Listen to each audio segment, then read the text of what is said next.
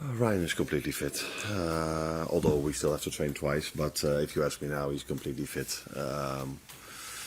We are in a good place with the Dutch national team. If Ronald Koeman can make a decision either to play Tijani Reinders or Ryan Gravenberg. So he played them both 45 minutes. Ibu has come back to us, started his sessions again and expected to train with us today. And the third one is Alisson. He's not training with us, so he's out. Have you got any further indication just how long Alisson could be? Like I always say, it's so difficult to say because the end phase of rehab always can give you positives or negatives. But he will not play in the weekend and also not next week.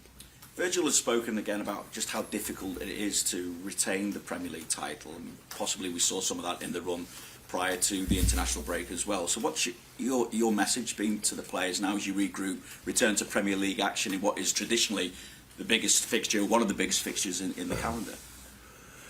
No, I think what we can say is if we compare ourselves to last season, we don't create as many chances as we did last season, in the start of last season. But we are still the team that from open play creates the most XG chances, most shots on target. But we've conceded too many goals.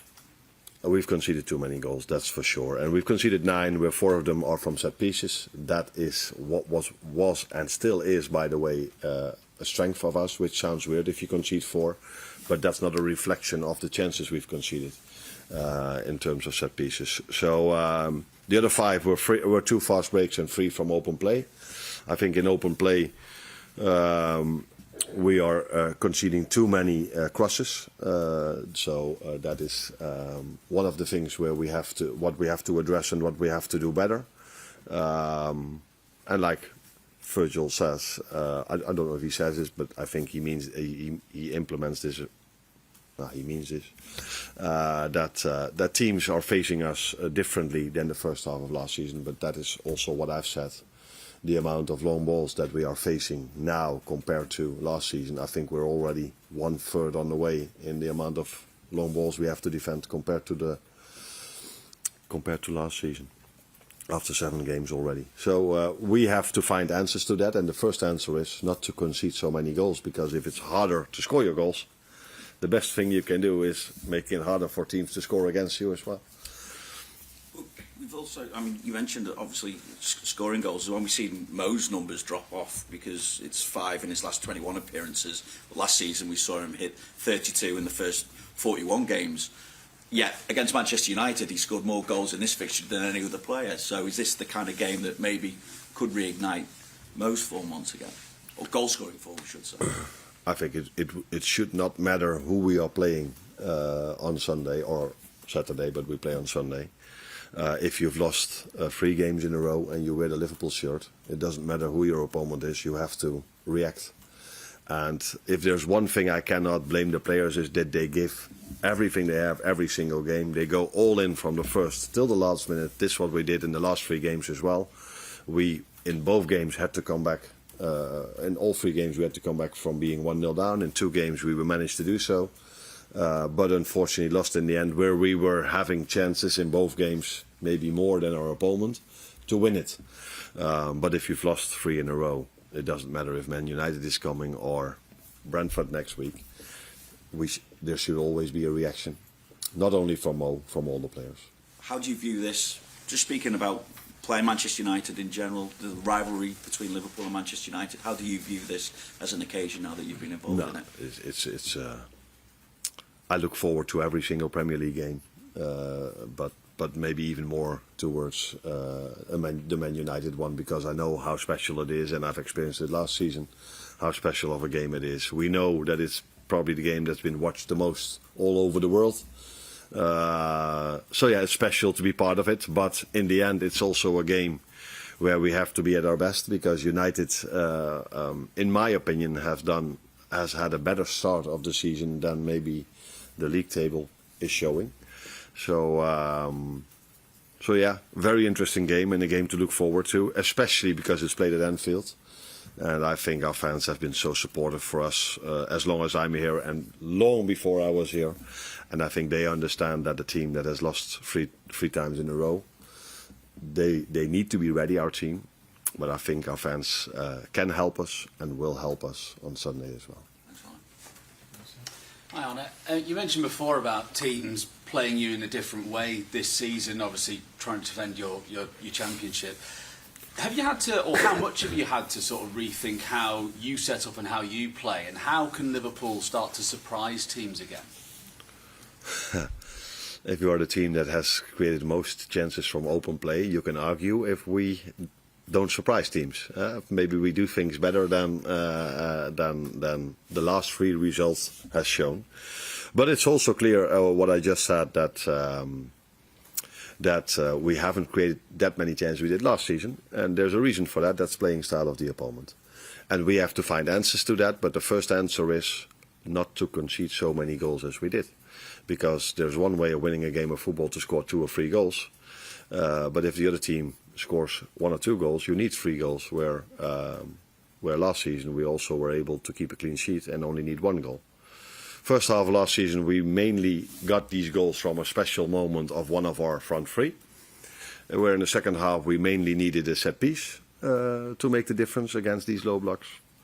And this season we haven't had that many special moments. Special, what I mean is an act of brilliance.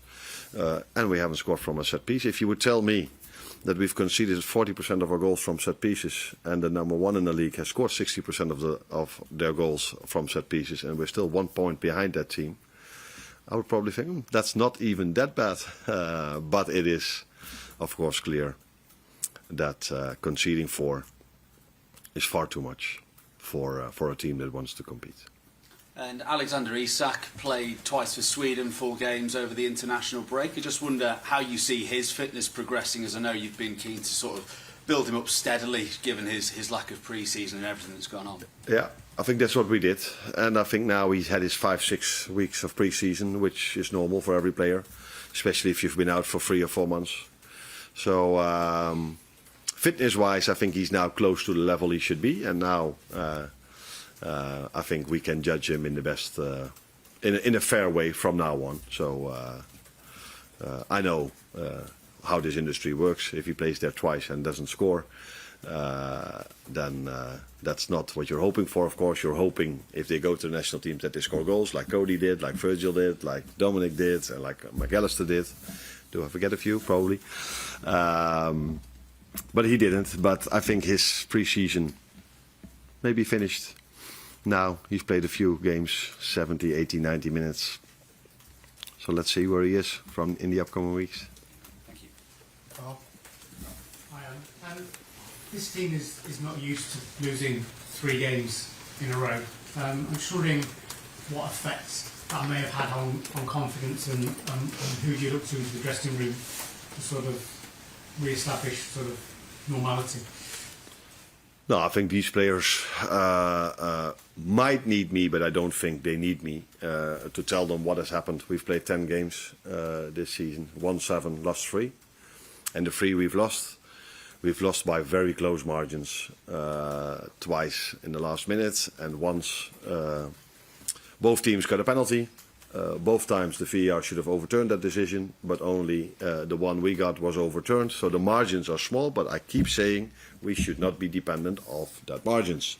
Although if we play Chelsea away, I think it's normal that that's an equal game, because Chelsea has a very good team as well. And we were able to create more than them. So that is part of it, but results don't lie. If you lose 3 times in a row, we have to do better. But I think these players that have experienced so many things don't wake up at night thinking, wow, we've lost 3 times. We need to be aware of that. We are aware of that, and we have to react to that. But we have to give the same reaction if we win 3 times in a row and Man United is on the fixture list. So what we have to do is create habits, do everything what we usually do if we win or lose, but maybe after losing 3 times, you're hoping for that sparkle or this 1 or 2% more. Not only from us, also from our fans on Sunday.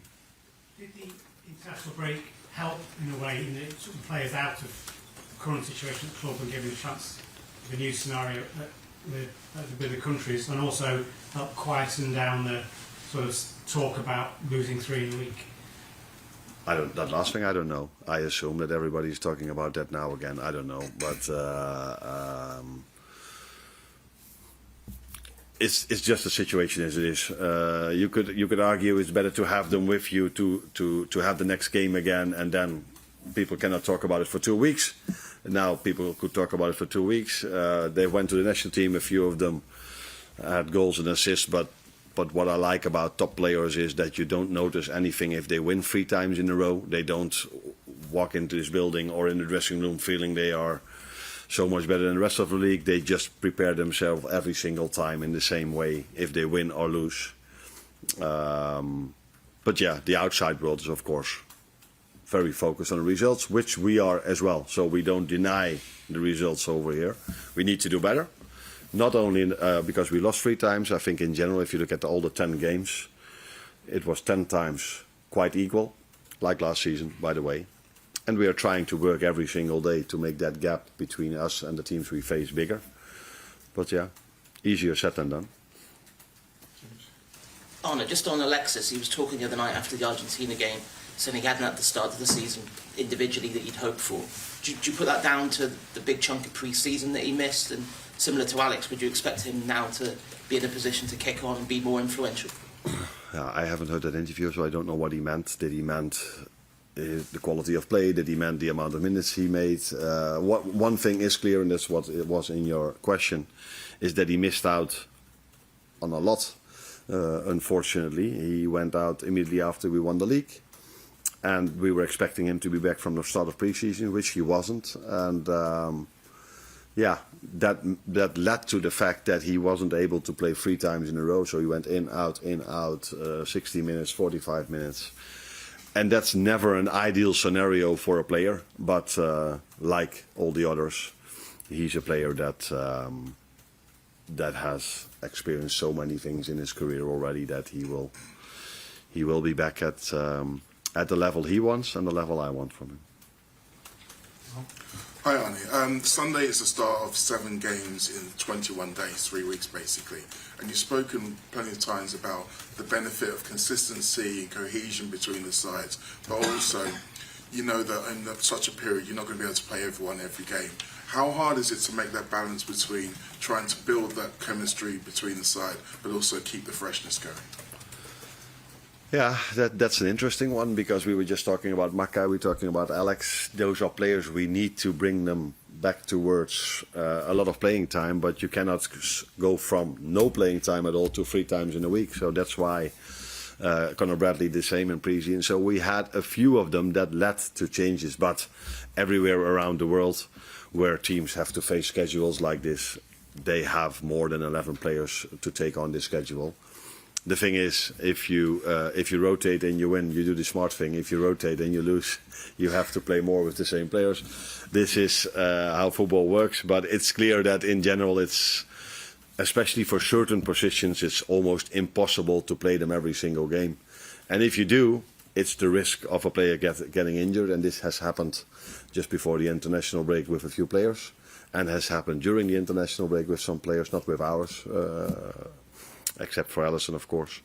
But so yeah, you have to find a balance in this. But I think the ones we have are now longer together. So yes, Alex is not the same player as Hugo, but they are both a number 9, and they both know what to do in our system.